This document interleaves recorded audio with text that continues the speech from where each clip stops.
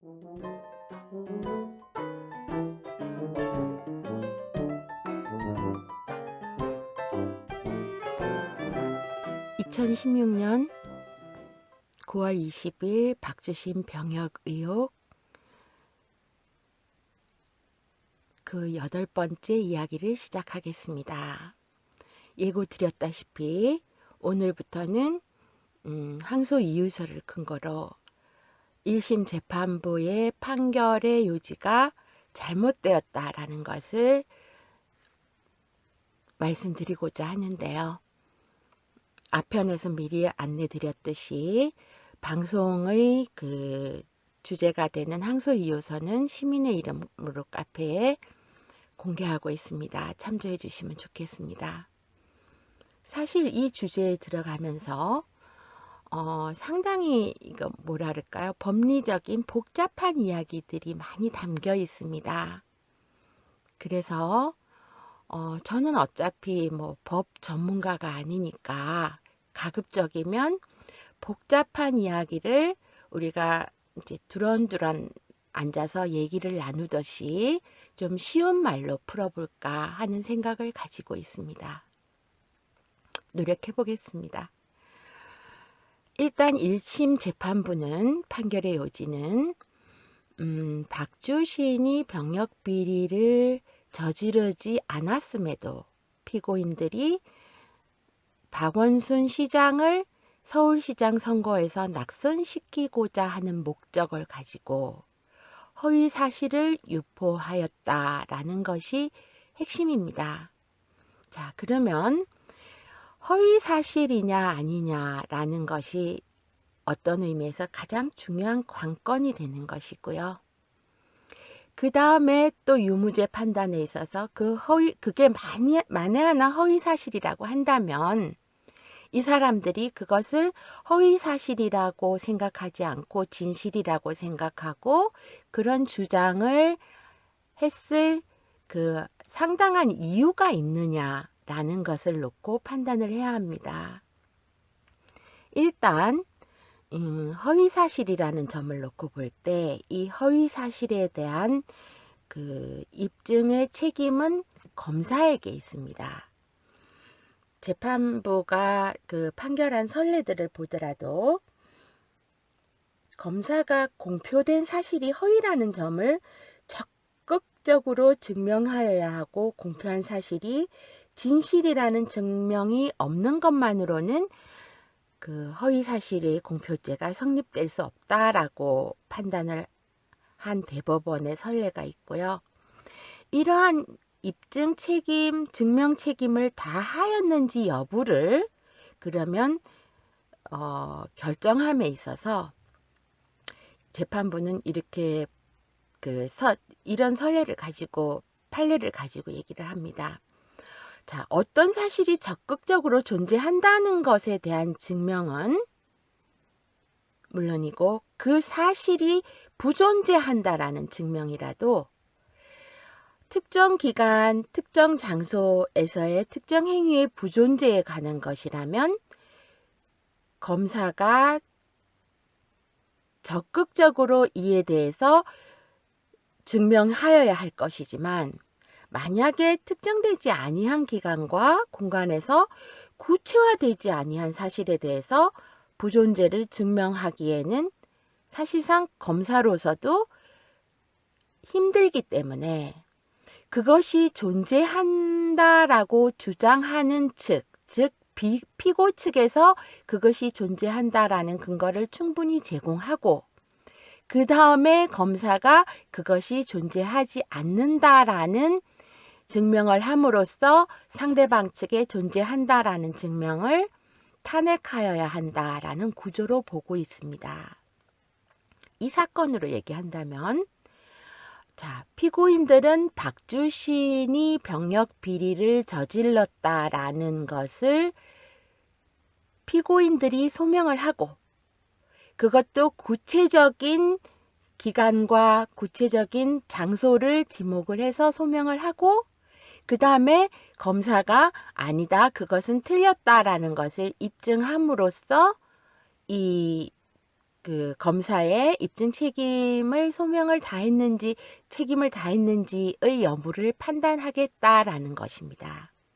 자, 변호인단은 이 부분에서 그 입증 책임을 피고인들에게 전도하는 큰 오류를 저질렀다라고 얘기를 하고 있습니다. 예를 들어서 이러한 논리 위에 그 부존재의 증명을 존재의 증명을 충분히 소명 못했기 때문에 부존재의 증명을 소명하지 못해서 피고인들이 유죄를 받았는 한 사례로서 과거 그 모 인사가 박정희 대통령의 스위스 비자금을 박근혜 예를 들어 대통령이 아니라 후보 당시에 그 돈을 받아서 쓰고 있다라고 주장한 선거법 위반 사건이 있었습니다. 그 당시에 박정희 대통령의 비자금을 가져와서 박근혜 씨가 쓰고 있다라는 것은 분명한 사실에 대한 공포입니다. 그렇다면 예를 들어서 박근혜 후보 측에서는 우리는 그러한 사실이 없다. 부존재 증명을 하기 위해서는 그런 사실을 주장한 쪽에서 그러면 뭐 언제 어디서 어떤 기간 동안 얼마간의 돈을 어떤 방식으로 가져왔는지 뭐 어떻게 전달되어서 사용되고 있는지 등등에 대해서 소명을 해야지 검찰이 그것은 사실이고 그것은 사실이 아니고를 밝힐 수 있음에도 그런 박정희 대통령의 비자금을 박근혜 대통령이 가져다 쓰고 있다라고 주장하는 쪽에서 그런 특정 기간이나 특정 장소, 특정의 방법 등에 대해서 소명하지 못했기 때문에 검찰은 거기에 대해서 탄핵을 할 수 없었고 따라서 검찰이 거기에 대해서 탄핵하지 못했더라도 부존재 증명을 못했더라도 피고인들이 존재증명 자체를 못했기 때문에 피고인들의 유죄로 판결한 대법원의 판단을 인용해서 쓰고 있습니다. 박주신의 경우는 이것처럼 특정 기간이나 특정 장소 혹은 특정의 방법 등에 대해서 소명하지 못한 경우가 아닙니다. 충분히 소명되어 있습니다. 예를 들자면 저는 그렇게 생각합니다. 이 부분은 이제 항소이유서에 들어있지 않고 이제 저의 개인적인 생각입니다만은 예를 들어서 양승호 박사가 이 MRI의 골수 신호의 이상, 패턴의 불균질성, 비정형성 이런 것에 비추어 봐서 나의 지적 경험상 이것은 27세 건강한 남아 청년의 MRI가 될 수 없다라는 주장은 충분히 검찰 측에서 탄핵할 수 있습니다. 그 탄핵을 하되 재판부로서 한 점의 의혹을 남기지 않을 수 있을 정도로 탄핵할 수 있습니다. 그럼에도 불구하고 검찰 측은 과거 수사 단계에서 검찰 측 자문 의사라는 성명 미상의 신원 불명의 어떤 의사의 의견을 가져와서 골수 신호 강도라는 것은 연령을 판단하는 데 있어서 좋은 근거가 아니다. 따라서 양승호 박사의 주장에는 별 힘이 실리지 않는다라는 이런 판단을 가지고 양승호 박사의 주장은 아예 배제해 버렸습니다. 지적 전문가들은 자신의 쭉 수십 년 동안 이어온 지적 활동도 하나의 판단의 근거가 충분히 됩니다. 그리고 그런 양승호 박사의 이런 주장에 대해서 얼마든지 검찰이 반박하고 탄핵할 수 있는 방법을 만들 수 있습니다. 예를 들면 재판 과정 중에서도 윤도훈 교수가 그거는 사실이 아니에요. 이거는 굉장히 허다한 케이스지. 양승호 박사가 주장하는 것처럼 그렇게 뭐 100만 분의 1이라고 주장할 만큼 희귀한 케이스가 아니에요 라고 증언을 했잖아요. 그러면 윤도움 교수로부터 그 100장의 27세, 20대 건강한 남아 청년의 그런 태행을 보이는 MRI 100장을 가지고 와서 자 보십시오. 저 피고인들이 주장하는 것은 사실이 아닙니다. 라는 방식으로 탄핵을 했어야 하는 겁니다.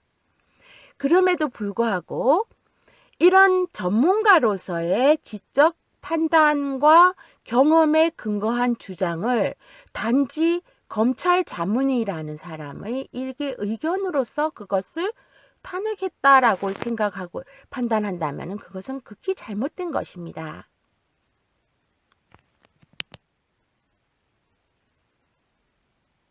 또한 마찬가지로 치과의사 제2피고인은 자, 이것이 왜 박주신의 치아가 될 수 없는지에 대해서 굉장히 여러 요소로 여러 조건에서 소명을 했습니다. 예를 들면 절치간 각도 같은 경우는요.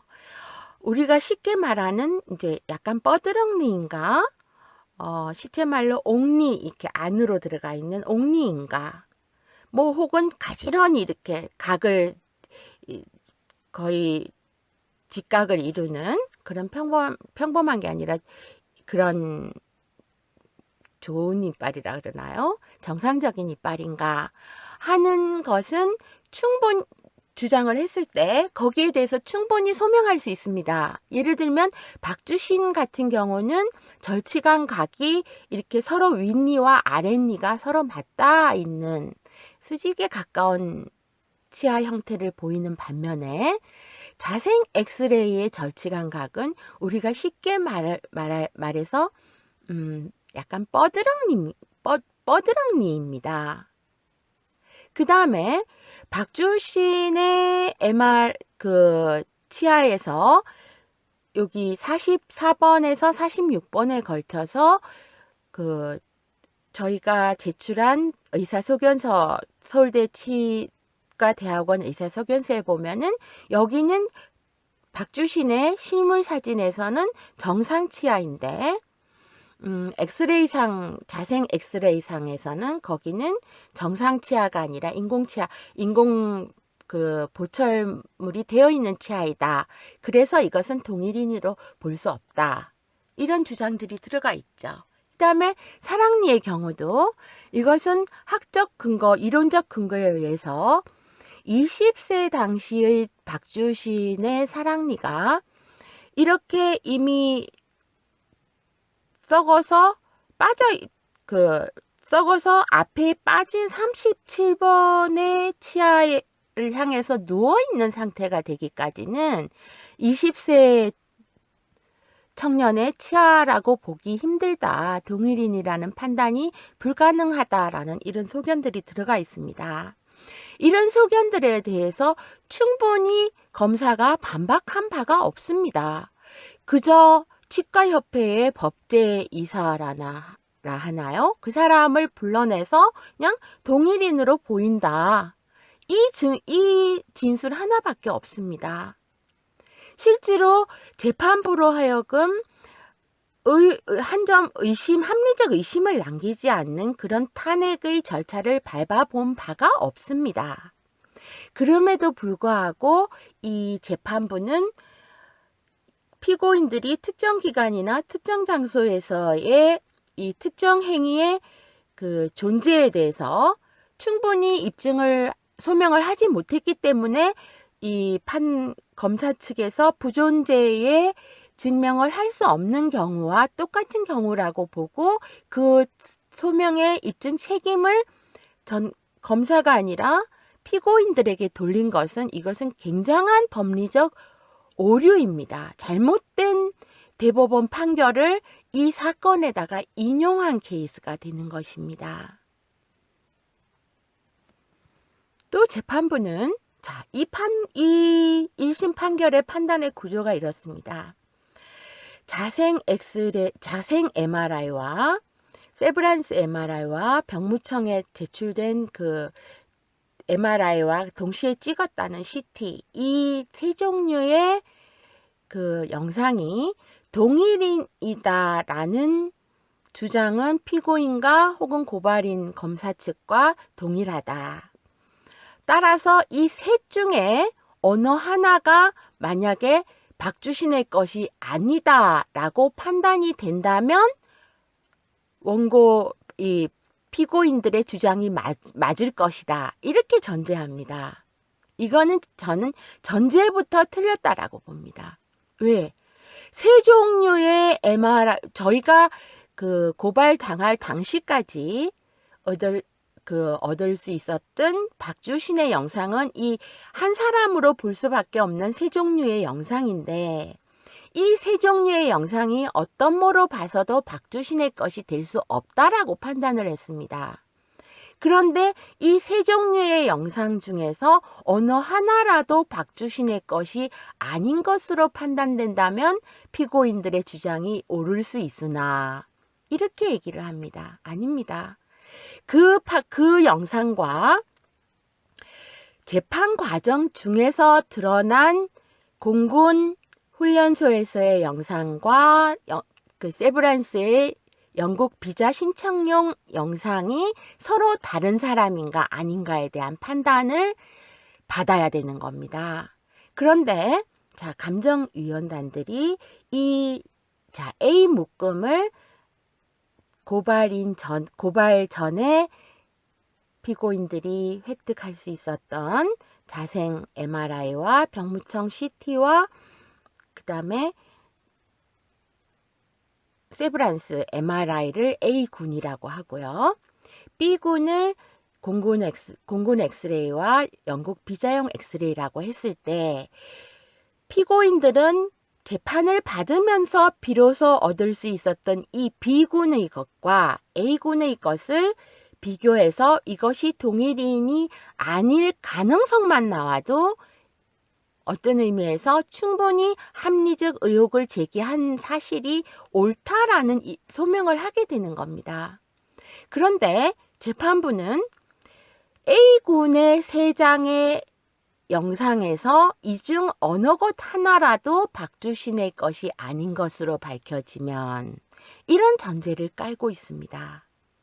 그러면서 오히려 A군과 B군 간에 나오는 차이, 밝혀진 차이에 대해서는 자, 특정인이 이 사진을 언제 찍었는가, 어디서 어떻게 찍었는가, 어떤 각도로 찍었는가, 어떤 자세로 찍었는가, 어떤 기계로 찍었는가, 혹은 어떤 방사선사의 능력에 의해서 찍혀졌는가에 따라서 이 B군의 영상은 달라질 수 있기 때문에 A군과 B군의 영상의 차이는 의미가 없다라고 판단을 해버렸습니다. 어떤 의미에서 참 기가 막히는 일입니다. 자, 드러나 있는 차이는 쉽게 말해서 그 정가의 보도 같은 찍는 각도, 찍는 자세, 이거 충분히 소명된 바도 아닙니다. 그런 각도, 자세에 따라서 다른 사람이 같은 사람으로 보일 수 있는가, 혹은 같은 사람이 다른 사람처럼 보일 수 있는가에 대해서 충분히 소명된 바가 없습니다. 엉터리 소명을 했습니다. 검찰과 검찰 측 감정인들이. 그 감정인 중에 하나는 이미 고소를 당해서 피의자 신분으로 전락해 있습니다. 우리가 재판 받는 중에 고소를 했습니다. 자, 그럼에도 불구하고 재판부는 이 차이는, 여기에서 밝혀진 차이는 전부 찍는 자세와 각도와 기기의 종류와 방사선사의 능력에 따라서 달라질 수 있는 것이기 때문에 배척을 해버렸습니다. 그래 놓고는 하는 말이, 이 문제가 된 그 A군의 3가지 영상을 획득하는 과정에서 특정인이 아닌, 그러니까 박주신이 아닌 대리인이 개업하였는지 여부에 관한 증거를 피고인들이 제출함으로써 피고인들의 주장이 허위 사실인지 아닌지에 대해서 증명을 할 수 있다라고 얘기를 하는 겁니다. 자, 실제로 판단할 수 있는 의료 영상 가지고의 판단, 사실은 그것도 의료 영상 가지고 판단해서는 안 되는 문제고요. 검찰 측이 박주신을 소환해서 신체 검증을 통해서 피고인 측의 주장이 잘못되었다라는 것을 소명했어야 하나, 검찰 측의 능력 부족인지 아니면 짜고 치는 고스톱인지 박주신 쪽에서 증인 소환에 불응했고 신체 검증에 불응했습니다. 그래서 대신한 것이 박주신의 의료 영상을 가지고 대신했는데, 그 의료 영상 가지고 드러난 차이점은 모두 각도와 자세와 기기의 종류와 등등에 따라서 그것은 다르게 보여질 수 있기 때문에 다 배척을 해버리겠다라고 판단을 해놓고는, 자, 박주신이 아닌 대리인이 개업했는 그 A군의 영상, 세브란스나 병무청 CT나 자생병원에 그 해당하는 A군의 영상을 촬영하는데 다른 대리인이 개입했는지 안 했는지의 여부를 가지고 다투어 보자라고 얘기를 합니다. 그래서 실제로 피고인들은 그 부분에 대해서 수많은 증거를 냈습니다. 두 사람이 이 MRI실에 왔다라는 가능성, 거기에 대한 증명, 두 사람이 도착한 시간도 틀리고 도착한 이동 경로도 틀리고 도착하면서 같이 동반했던 동반자들도 틀리고, 심지어는 엄상익 씨조차도 유리문을 통해서 안 들어오고 뒷문 쪽문을 통해서 들어왔다라는 진술을 뒤집어진 재판정에서 10번이나 확인을 해 주었습니다. 자, 박주신이 찍지 않고 다른 대리인이 개입했을 수 있는가에 대한 가능성의 여부입니다. 그리고 병무청 CT의 경우에도 병무청 CT를 찍는 사람이 진짜 엄지손톱보다 조금 클락말락한 그 사진을 확인했어야 함에도 불구하고 수사관이 가서 관찰을 해보니까 수사관이 관찰하고 있다라는 것을 인지했는지 안 했는지는 모르겠지만, 바쁘지 않은 상황에서도 그 부분을 확인 안 하고 막 찍어대더라라는 수사 보고서까지 있습니다.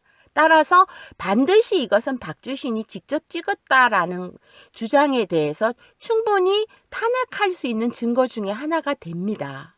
자, 이런 등등의 개입 여부에, 다른 제3자가 개입했을 수 있는 가능성 여부에 대해서 저희가 43번 방에서 일어난 그 미스테리한 많은 사건들, 암 환자가 2시에 찍었다고 하는데 그 암 환자는 사실상 2시에 찍은 것이 아니라 오전에 찍고 갔고, 따라서 2시에 43번 방에서 뭔가 촬영이 있었다라는 것은 분명한데 누가 찍었는지에 대해서는 전혀 드러나고 있지 않다는 사실 등등 많은 부분을 소명했습니다. 그럼에도 불구하고 이 재판부는, 자, MRI 74번 방의 MRI실에 들어가는 그 장면이 녹화되어 있기 때문에 그 74번 방의 MRI 기기 통 속에 들어가서 누운 것은 박주신이 맞고, 그 MRI 74번 방의 MRI를 이제 컨트롤하는 이 데스크, 방사선사의 데스크에서 했는 행위가 거짓이다라는 것을 피고인들이 방법론적으로, 다시 말해서 박주신이 여기에서 찍고 있으면서 다른 데서 찍고 있는 영상을 어떻게 땡겨다 썼는가에 대해서 소명하지 못했기 때문에 당신들은 다른 대리인의 개입 가능성에 대해서 소명하지 못했고, 검사들은, 검사 측에서는 그 부분에 대해서 탄핵할 필요가 없는 면제를 해줘버린 것입니다. 한마디로 이 판결은 수많은 증거들을 어떻게 하면 배척할 수 있을까 라는 데 전전긍긍 해놓고, 자, 부존재의 증명을 검사가 할 수가 없으니까 존재 증명을 너희들이 해라 라는 그런 특정 장소, 특정 기간, 특정인에 대한 이런 특정이 되어 있지 않은 대법원 판례를 가지고 와서 내린, 한마디로 말해서 잘못된 법리적 판단을 한 것입니다. 자, 여기에 대해서 이 변호인단들이 얼마나 분통 터져 했는가 라는 부분에 대해서는 제가 충분히 전달하지 못했다라면은 항소 이유서를 직접 보시게 되면은 약 20여 쪽에 걸쳐서 이 부분에 대해서 충분히 논증하고 있습니다. 참고해 주시고요. 내일부터는 이제 하나하나 재판부가 이것은 사실이 아니다라고 판단한 데 대해서 왜 사실인가에 대해서 하나하나 팩트들을 짚어나가기로 하겠습니다. 오늘은 여기까지 하고요. 내일 다시 뵙겠습니다. 감사합니다.